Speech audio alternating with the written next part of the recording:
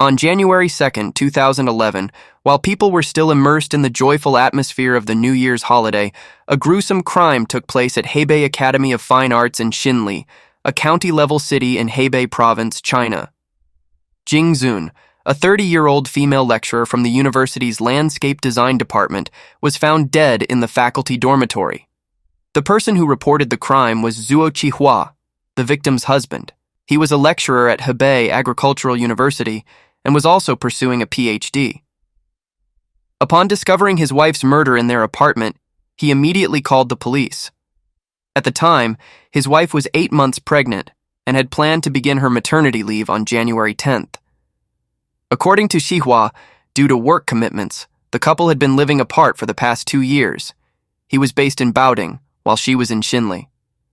The previous day, he had been too busy completing a research project to celebrate the new year with his wife, so they planned to meet the following day. However, when Qihua arrived outside Jing Zun's dormitory on the morning of January 2nd, he was unable to reach her. Growing anxious, he explained the situation to the building manager and rushed upstairs to check. Before he even reached room 508, where Jing Zun lived, a strong metallic scent of blood hit his nose. He silently prayed that his wife was safe. He knocked on the door, but there was no response. When he tried turning the doorknob, to his surprise, the door opened immediately. The sight before him was unbearable. His wife lay motionless in a pool of blood. Overwhelmed, he immediately called the police. The police arrived promptly, securing the crime scene with caution tape. By then, the entire dormitory building was in an uproar. Teachers rushed out of their rooms upon hearing that a murder had occurred. The news of Jing Zun's brutal death spread rapidly, casting a heavy gloom over the entire school. The crime scene was horrifying, sending shivers down the investigators' spines. The victim lay on the floor, blood spattered across the walls and floor. When the forensic team lifted her down coat, they uncovered a body covered in wounds. What made the crime even more heart-wrenching was the victim's visibly pregnant belly, a tragic reminder that she had been nearing childbirth. One body, 2 lives lost. The investigators could hardly bear to look. A thorough examination revealed a total of 27 stab wounds on the victim's body. Among them, 11 fatal wounds were concentrated on her neck and left chest. The remaining 16 wounds were scattered across her thighs and abdomen, with 2 deep stab wounds piercing through her belly, directly harming the unborn child. How ruthless must the killer have been to attack a pregnant woman so viciously? Even more puzzling was the fact that there were no signs of struggle at the scene. The windows were intact, no valuables were missing, the victim's clothing was neat, and the room remained orderly. It was as if the killer had slipped in unnoticed and intended to leave just as silently. The police's preliminary assessment suggested that the murderer was likely someone the victim knew. But who could the killer be? And what kind of motive could drive someone to such a brutal act against a mother-to-be? As the investigation deepened, a dark truth hidden beneath the seemingly peaceful surface gradually emerged. When Jing Zun's parents learned of their daughter's murder, they rushed to the school. Her mother, Zhu Suzhen, spoke to the police in a trembling voice, her eyes filled with tears. She recalled that she had just seen her daughter at noon on January 1st. At that time, Jing Zun's cousin was also at the school.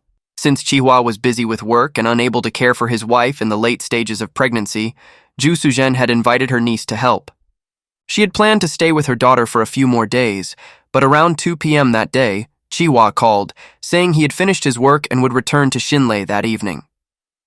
The 2 cities were only about an hour and a half apart by train, with convenient transportation. So Zhu Suzhen decided to take her niece back home to Luncheng. Before leaving, she took out a set of newborn clothes she had bought and playfully told her daughter that they were suitable for both boys and girls. When the baby is born, our whole family will celebrate a joyful new year together. No one could have imagined that this would be their last meeting and that the 8-month-old baby would never get the chance to see the world. The forensic team estimated that Jing Zun's time of death was between 7 and 9 p.m. on January 1st. So what happened in the hours after she said goodbye to her mother and cousin? Had she met someone? According to her colleagues, at around 5:40 p.m. that day, Jingzun reached out to a coworker from the landscape design faculty to hand over her work, as she was about to go on maternity leave.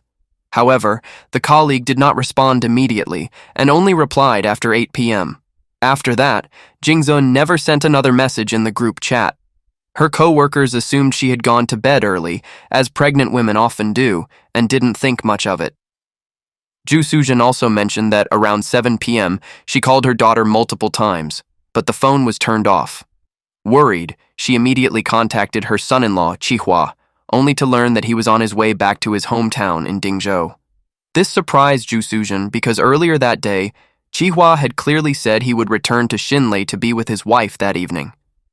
When asked, Qihua explained that he had left some academic materials at home and needed to retrieve them. However, the police noticed something unusual. Qihua's hometown was in Bailingtu village, Dingzhou, about 4.3 miles from the Dingzhou train station. Instead of taking a vehicle, he chose to walk the entire way, which took nearly 2 hours. According to his account, he arrived home at 9 p.m., a time that, coincidentally, aligned with the estimated time of Jingzun's death.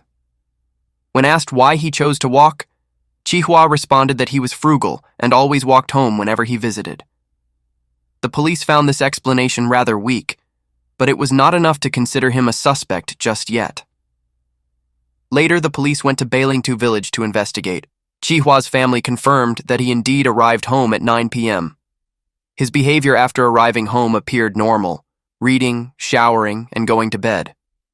At the same time, the police conducted a comprehensive investigation into Jingzun's social relationships. Her colleagues all described her as gentle and kind, someone who never had conflicts with others and had no disputes over interests.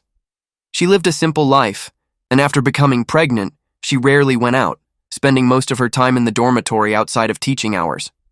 However, just as the case seemed to hit a dead end, investigators noticed a suspicious detail in the hallway surveillance footage. From the moment Qihua entered Jingzun's room to the moment he exited to call the police, only 9 seconds had passed. This unusual behavior raised police suspicions. Typically, a husband discovering his wife's murder would react with shock, panic, or even break down emotionally. However, Qihua remained eerily calm. He neither screamed nor showed any grief. Instead, he took out his phone and called the police in a composed manner, as if he had already known about his wife's death. Did he truly have no knowledge of what had happened, or was he hiding an unspeakable secret? The police began re-examining his actions and possible motives. Meanwhile, investigators meticulously combed through Jingzun's phone records and social media messages, hoping to uncover new leads. Yet, the truth remained shrouded in mystery. Was Qihua the murderer? If so, what was his motive? If not, who was the real killer? As the investigation deepened, a dark truth hidden beneath the surface slowly came to light. And behind this tragedy, it seemed there were even more secrets yet to be uncovered. Since no fingerprints were found at the crime scene or on the victim's body, and no murder weapon was located in or around the campus, the investigation hit a roadblock. However, as the police dug deeper into Qihua, a breakthrough gradually emerged. As the prime suspect, he was brought to the station for questioning. When faced with probing questions, he firmly denied any involvement in his wife's death. His demeanor remained composed, and his tone was relaxed, as if the entire case had nothing to do with him. But the police did not ease their scrutiny of him. On the contrary, they carefully reviewed his daily routines and movements. Before long, a shocking discovery came to light. In the latter half of 2010, Qihua had purchased 2 accidental death insurance policies for his wife, one worth 40,000 yuan and another worth 80,000 yuan. This raised serious suspicions. Had he planned this in advance, expecting to collect a hefty payout in the event of his wife's accidental death? Meanwhile, the forensic team also made new progress. Surveillance footage outside the faculty dormitory captured a blurry video. In it, a woman wearing a long black down coat caught the attention of the investigators.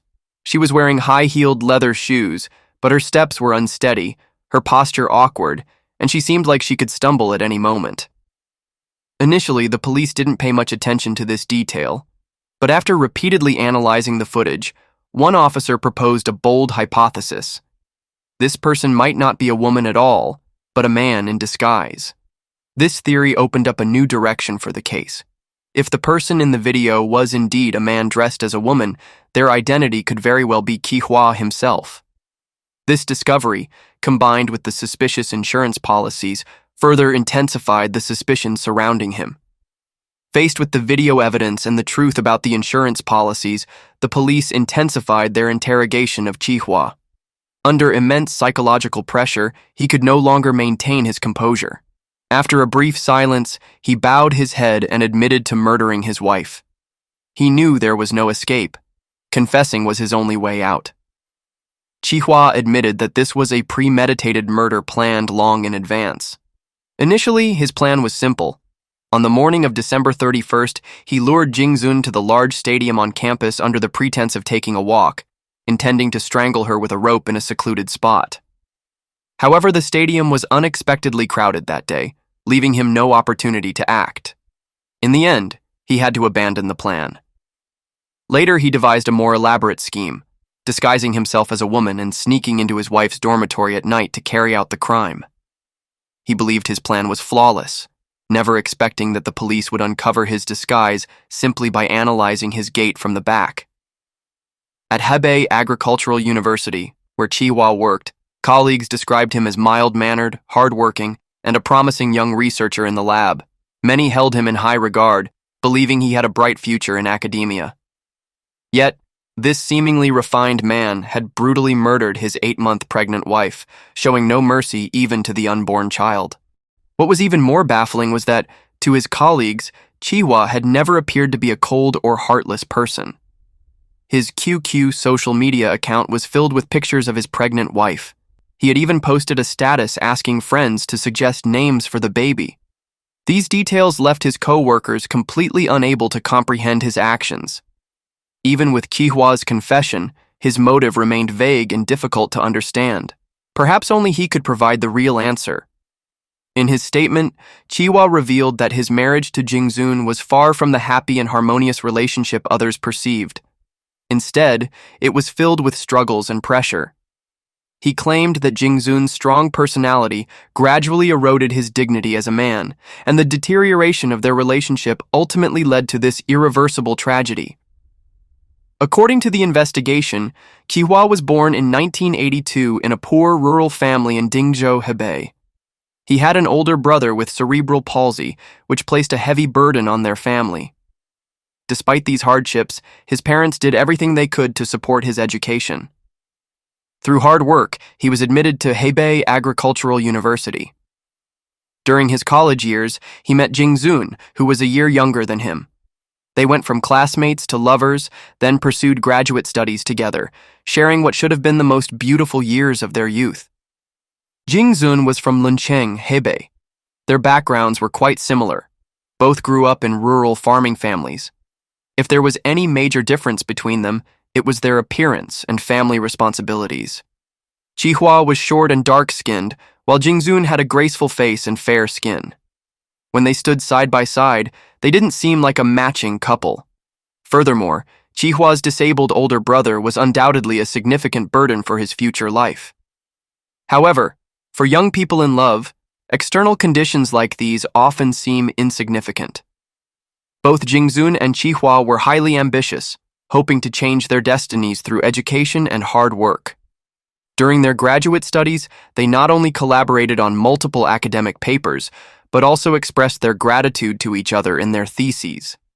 In 2007, in his master's thesis, Qihua specifically thanked Jingzun, pouring his gratitude and love into every word.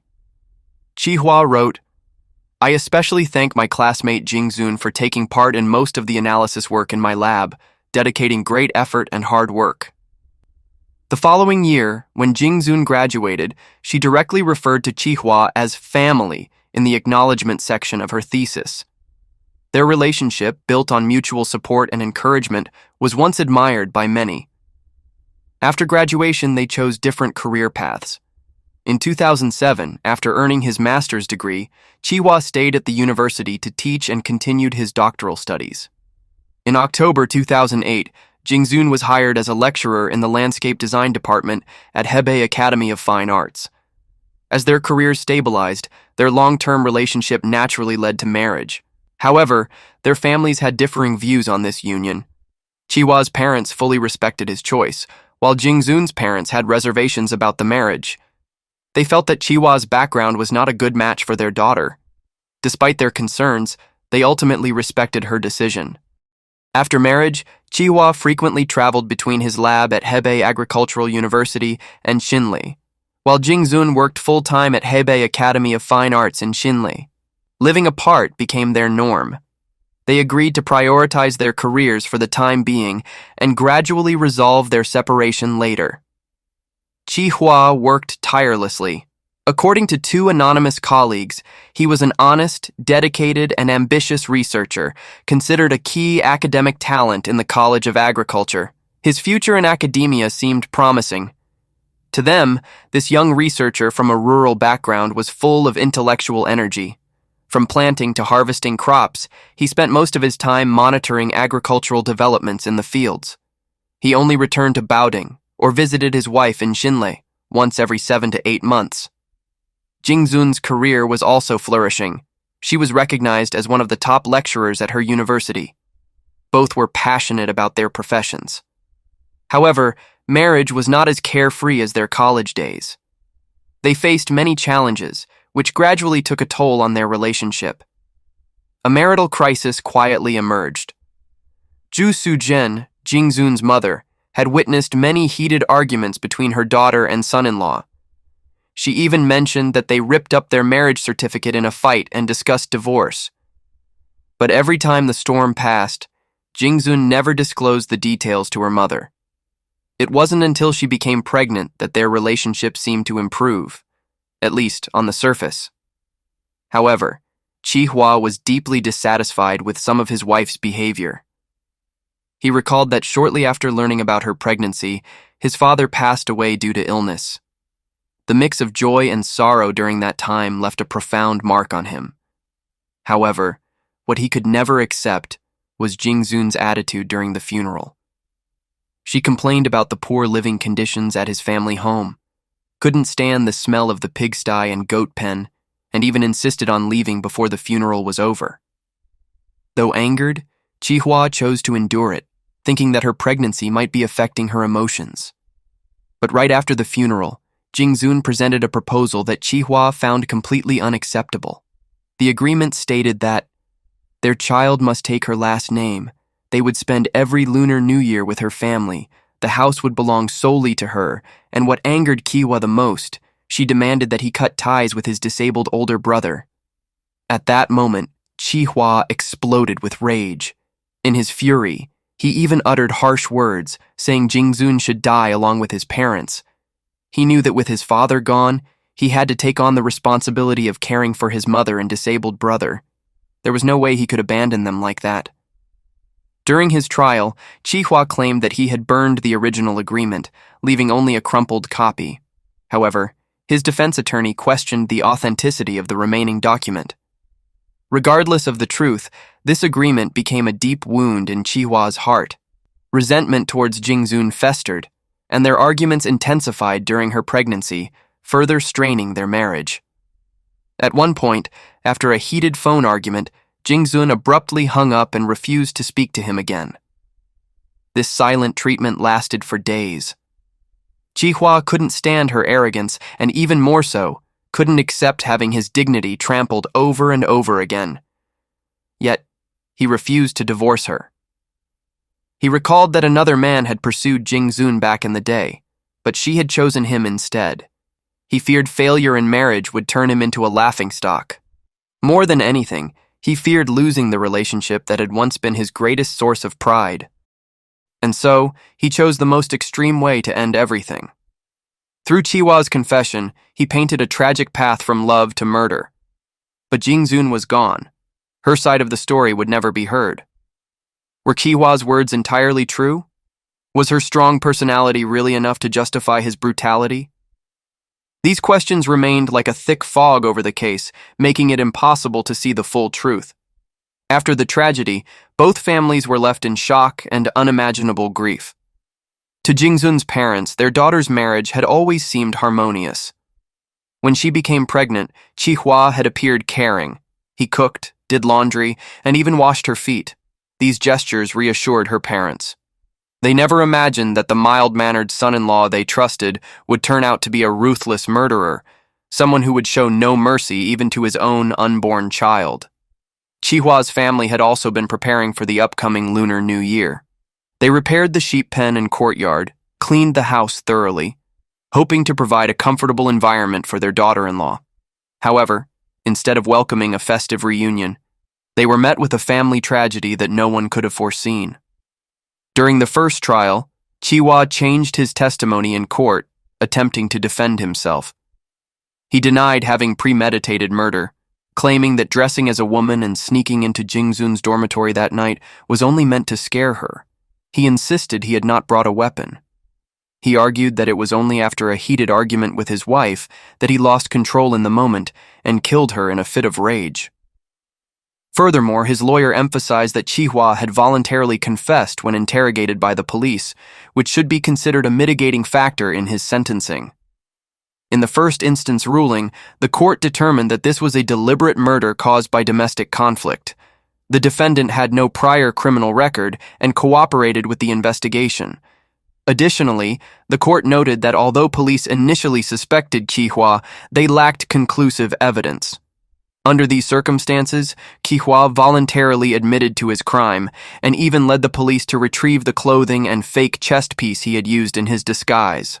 As a result, his confession was classified as voluntary surrender.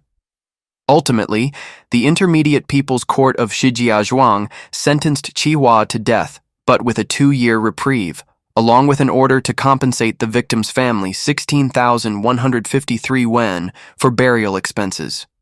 However, this verdict did nothing to ease the anger and outrage of Jingzun's family. They believed Qihua's crime was far too cruel, and a suspended death sentence was too lenient. Determined to seek harsher justice, they appealed the case to the Higher People's Court of Hebei Province. On June 6, 2012, the Higher People's Court of Hebei held a public hearing for the appeal. This time, the court took a much harsher stance on Qihua's crimes. During the appeal trial, the court concluded that Qihua meticulously planned the murder to conceal his crime. He disguised himself as a woman, snuck into the faculty dormitory, and stabbed his pregnant wife 27 times, showing no mercy, even to his own unborn child. The heinous nature of his actions was deemed exceptionally severe. Additionally, the court highlighted that after committing the crime, Qihua staged the crime scene to mislead the police investigation, further proving that his actions were premeditated and carefully orchestrated. Prosecutors further accused Qihua of repeatedly lying during police interrogations, only confessing when he realized there was no way to escape. As a result, the court ruled that his actions could not be classified as voluntary surrender. The most shocking revelation came when prosecutors exposed that after discovering his wife's body, Qihua had immediately called the insurance company, attempting to collect the payout. This cold-blooded calculation made his lack of remorse even more evident. In the end, the Higher People's Court of Hebei Province overturned his suspended death sentence, replacing it with an immediate death sentence and permanent revocation of his political rights. This final ruling was not only a severe punishment for Qihua's brutal crime, but also a mourning tribute to Jingzun and her unborn child, 2 innocent lives lost far too soon. However, the aftermath of the case was far from over. In his defense, Qihua's lawyer made an emotional appeal, emphasizing that Qihua had refused to sever ties with his disabled older brother out of family loyalty. He had always remembered his father's sacrifices for their family and understood his duty to care for his mother and brother. Ironically, in the end, he was sentenced to death for murder, leaving behind his frail mother and disabled brother, unable to fulfill the responsibility he had once vowed to carry. Instead, his actions plunged his family into even deeper hardship. This tragedy forces us to reflect on the nature of marriage. Marriage is not a battle between the strong and the weak. It requires genuine communication and mutual respect. The marriage between Qihua and Jingzun was filled with misunderstanding and pressure, ultimately leading to its destruction. Everyone has different personalities, and conflicts in marriage are inevitable. But only through tolerance and understanding can a relationship truly last. All right, that's the end of today's case discussion. What are your thoughts on this case? Leave a comment below and share your perspective.